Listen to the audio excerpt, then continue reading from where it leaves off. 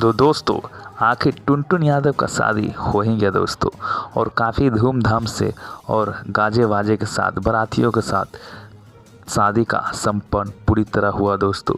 आप लोग जयमाला में देखें किस प्रकार का भीड़ और किस प्रकार का शादी का माहौल था दोस्तों। काफ़ी धूमधाम से शादी हुआ और खेसारी लाल भी दोस्तों उनको ढेर सारी शुभकामनाएँ दिया और बधाइयाँ दी और उनको बहुत ही अच्छी तरह से समझाएं। साथ में विवेक से भी शादी में पहुंचे थे और दोस्तों भोजपुरी के कई कलाकार भी पहुंचे थे।